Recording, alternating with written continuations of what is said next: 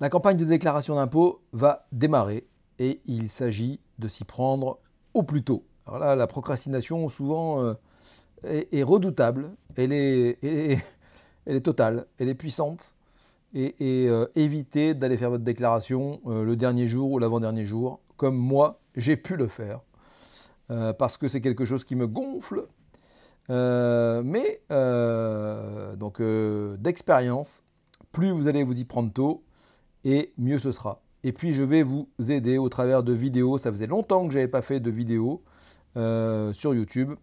Et donc je profite de ces moments donc de déclaration fiscale pour reprendre contact avec la communauté et vous donner quelques petites astuces. Et là, donc, on va parler des bonnes surprises parce qu'effectivement, chaque année, on nous réserve quelques mauvaises surprises, mais on parle moins souvent des bonnes. Eh bien, on va voir dans cet article rédigé par Marie-Ève Freinet ce que nous a réservé l'administration fiscale.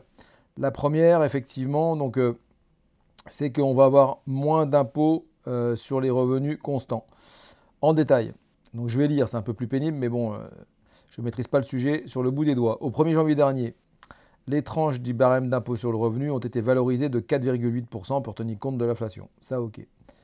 Donc pour un célibataire, l'entrée dans l'impôt se fera à partir d'un revenu imposable de 11 295 euros perçu en 2023 contre 10 778 en 2022. Ce barème s'applique au salaire, mais aussi sur option au placement si les contribuables renoncent à la flat tax de 30%. Donc ça veut dire quoi? Ça veut dire que déjà, ça c'est l'entrée de la tranche à 11%. Ça veut dire que jusqu'à 11 295 euros, eh bien, bon, je souhaite en termes de revenus d'être au-dessus, mais vous n'êtes pas imposé. Donc en pratique, ce rehaussement des tranches signifie qu'à revenu 2023 inchangé par rapport à ceux de 2022, les contribuables vont payer moins d'impôts. Illustration avec un célibataire au revenu net imposable de 32 000 euros. Au titre de 2022, il a payé 3 193 euros d'impôt sur le revenu contre 2 886 attendus au titre de 2023. C'est quand même pas rien. Donc cette petite hausse effectivement de l'ensemble du barème des tranches d'imposition va faire du bien à tous les contribuables. Ensuite, deuxième avantage, nouvel abattement pour les bailleurs de meublés de tourisme.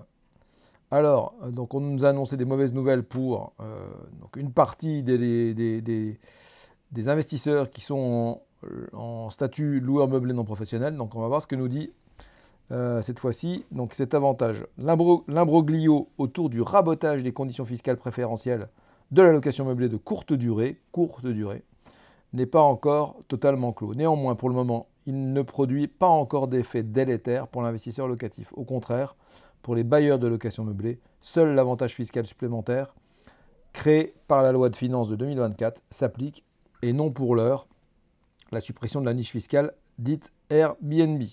Donc pas de panique, tout ce qui était annoncé pour l'instant n'est pas encore en place. Certains propriétaires vont ainsi pouvoir bénéficier d'un abattement forfaitaire de 92% sur leurs revenus locatifs, contre un niveau maximum fiscal jusqu'à présent à 71%. Ce nouvel avantage concerne les bailleurs, c'est pas pour tout le monde, c'est 92%. Donc déjà 71 c'était hyper puissant. Donc on va voir pour qui c'est. Ce nouvel avantage concerne notamment les bailleurs de meublés touristiques classés non professionnels déclarant au microbic à condition que la location soit située en dehors des zones marquées par un déséquilibre important entre l'offre et la demande de logement et pour la part de chiffre d'affaires hors taxe générée en 2022 inférieure à 15 000 euros. Au-delà de ce montant et jusqu'à un chiffre d'affaires de 188 700, eh bien, l'abattement forfaitaire est ramené au taux habituel de 71%. Donc ça, c'est nouveau. Appuyez sur pause, relisez bien ce paragraphe-là. C'est nouveau et je vous invite à prendre du temps pour étudier cet aspect-là, ce deuxième avantage. Là, on nous met un calendrier 2024 de la campagne de déclaration avec les dates. Regardez bien où est située votre zone. On a 3 dates importantes. Le 11 avril, on va avoir la date d'ouverture des déclarations à vos marques. Et comme je vous le dis, n'attendez pas le 6 juin si vous êtes dans la zone 3, le 30 mai dans la zone 2 ou le 23 mai si vous êtes dans la zone 1. Prenez vos dispositions et commencez dès maintenant. C'est comme ça que vous allez avoir une déclaration optimale de vos revenus. N'hésitez pas à me poser toutes les questions que vous voulez. Il y a beaucoup de questions où je pourrais répondre. Celles où je ne pourrais pas répondre, je vais aller me renseigner. Car au cabinet Accès Plus Patrimoine, on a des experts dans ce domaine-là. Je n'en fais pas partie, mais je maîtrise quand même le sujet. En revanche, je saurai vers qui aller poser la question. C'est l'avantage. Troisième avantage, on a un déficit foncier rehaussé. La loi de finances rectificative de décembre 2022 a introduit un dispositif destiné à inciter fiscalement les propriétaires bailleurs à rénover leur logement énergivore mis en location. Il prend la forme d'un doublement du déficit foncier déductible du revenu global porté à 21 400 par an au titre des dépenses engagées permettant au bien d'atteindre la classe de performance énergétique A, B, C ou D. Je rappelle que sinon, au-delà, E ou F, vous allez avoir des difficultés à louer votre logement d'ici quelques années. Donc ce dispositif optionnel, d'ailleurs, on avait vu pas mal d'articles disant que cet avantage-là, entre guillemets, n'était pas forcément toujours intéressant. Donc ça c'est une parenthèse, mais bon, étudiez bien votre cas particulier. Donc ce dispositif optionnel s'applique au titre des dépenses de rénovation énergétique pour lesquelles le contribuable justifie de l'acceptation d'un devis à compter du 5 novembre 2022 et qui sont payés entre le 1er janvier 2023 et le 31 décembre 2025. Petit rappel. Donc, autrement dit, ce super déficit, s'il est codifié donc depuis plus d'un an, il ne peut être exercé pour la première fois que dans le cadre de la campagne déclarative 2024 portant sur 2023, sur les revenus 2023. Quatrième avantage, si vous ne comprenez pas ce que je dis, parfois même en me lisant, c'est tellement expliqué de manière un peu floue, je ne comprends pas toujours. Donc n'hésitez pas à appuyer sur pause et à repasser la phrase au ralenti. Augmentation des dons déductibles. À compter de l'imposition des revenus de 2023, la réduction d'impôt au taux de 70% pour les dons est étendue au versement en faveur d'œuvres et organismes d'intérêt général concourant à l'égalité entre les femmes et les hommes. Il s'agit du même taux que pour les dons aux organismes d'intérêt général ayant un caractère philanthropique, éducatif, scientifique, social, humanitaire, sportif, familial ou encore culturel. Et c'est très bien comme ça. Vive l'égalité entre les hommes et les femmes sur les salaires et tout ce qui est financier. Autre changement en lien avec les dons. Le taux de réduction d'impôt est porté de 66% à 75% pour les versements au profit de la Fondation du patrimoine pour la sauvegarde du patrimoine immobilier religieux. Donc ces versements sont retenus dans la limite de 1 000 € par an. Voilà. Sachez-le, c'est possible. Si vous voulez faire des dons, 75% de 1 000 €, ça fait quand même 750 € d'économie d'impôt, de réduction d'impôt. Enfin, on termine par un sujet qui ne va pas plaire à tout le monde, mais enfin qui plaît de plus en plus quand même, notamment aux classes les plus jeunes. Les crypto-investisseurs peuvent choisir leur taux d'imposition. Les particuliers, j'en fais partie, les particuliers déclarant des plus-values de cession d'actifs numériques, là je n'en fais pas partie parce que je n'y ai rien vendu.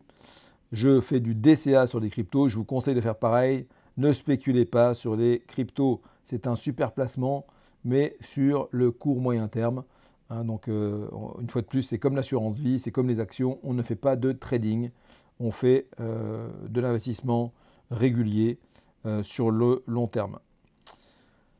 Auparavant, donc, il n'y avait pas d'autre choix que de soumettre leur gain au taux forfaitaire de 12,8. Le choix du barème est a priori intéressant pour les contribuables ayant un taux marginal d'imposition inférieur à 30%. Voilà, exactement. On a vu donc ces 5 avantages. Je vous rappelle que de toute façon, vous allez avoir à la fin de votre déclaration le montant de votre imposition. Ne vous laissez pas abattre par cet impôt. Il y a vraiment des solutions intéressantes pour éliminer vos impôts. Dès lors que vous payez 2 000 € par exemple, eh bien sachez qu'avec la loi Girardin, vous pouvez donc avoir une réduction de ce que vous payez aux impôts de 10%. Donc si vous voulez c'est très simple à mettre en place et vous gagnez 10% sur le montant de votre impôt. Au lieu que vos impôts partent vers le fisc, eh bien, ils sont réorientés vers des entreprises qui sont basées outre-mer. Tout ça est sécurisé. C'est super mené de main de maître par un organisme et un partenaire qui s'appelle Interinvest, ils ont plus de 30 ans d'expérience. C'est super pro. Et d'ailleurs, de manière générale, je travaille avec avec des partenaires super pro. Je dis de manière générale parce que parfois, ils n'ont pas forcément 30 ans d'expérience, mais ils sont quand même très bons.